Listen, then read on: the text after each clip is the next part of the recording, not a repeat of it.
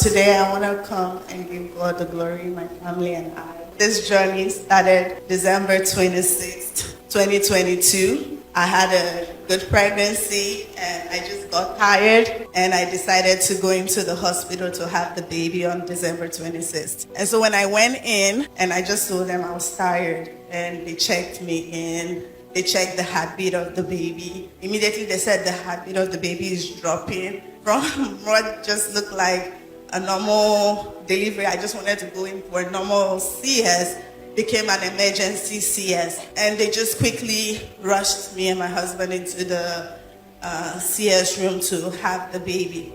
And so we had the baby. They brought out the baby. Doctors and nurses know what APGAR score is. They checked the baby APGAR score and it was 1, which means I had a lifeless baby. At 10 minutes, they checked the APGAR score again. It was still very low. The baby was still lifeless, so they had to rush the baby to the NICU to seek emergency help for the baby. They started trying to use the machines to resuscitate the baby, and it was not working. Decided to do it manually. They started using the ambo bag to resuscitate the baby, and I was just calling to check.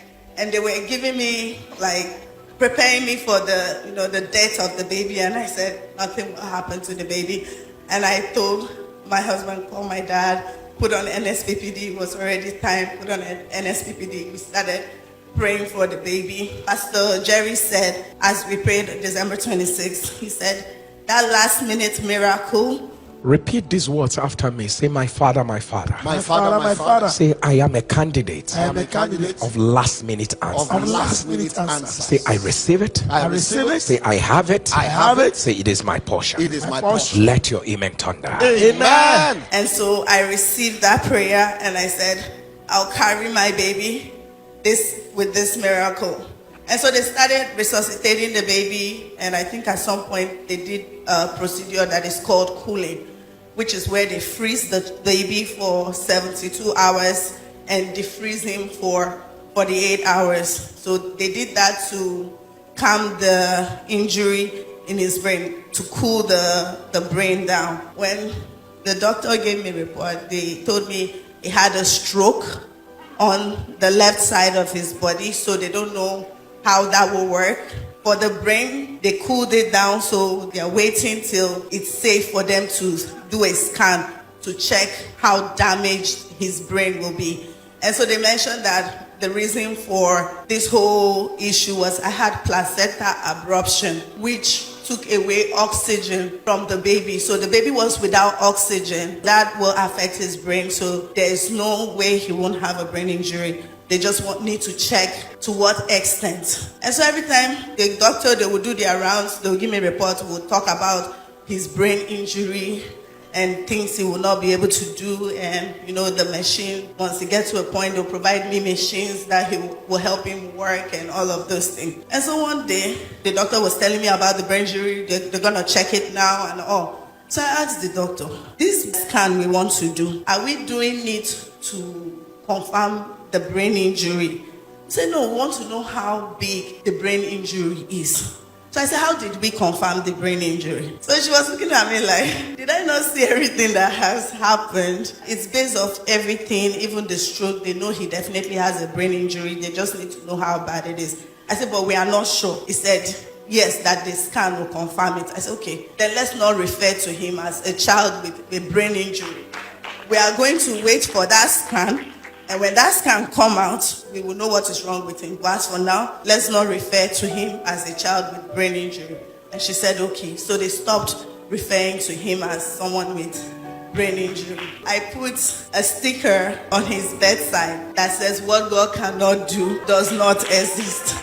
And then I had prayer points. I had his name there, and I had that sticker on his bedside. So one day they took him for a scan, and then they brought him back. They were trying to stabilize him.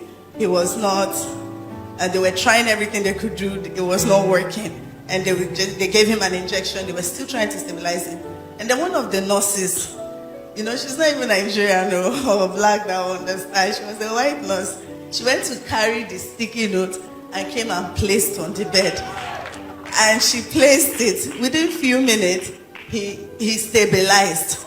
And then they told me that Whenever they take him for scan, they leave this. They take him with the sticky note by his side.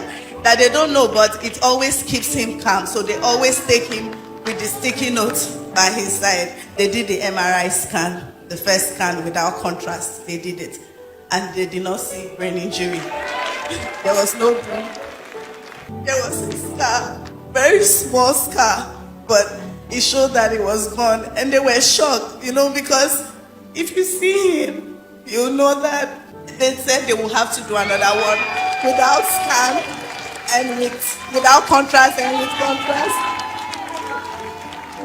They did another one. Everything looked good for him, and the only concern now was the stroke. They had told me he will not walk. He will not be able to use the left side of his body. He failed his left hearing test. We redid the test, and he can hear, he can walk.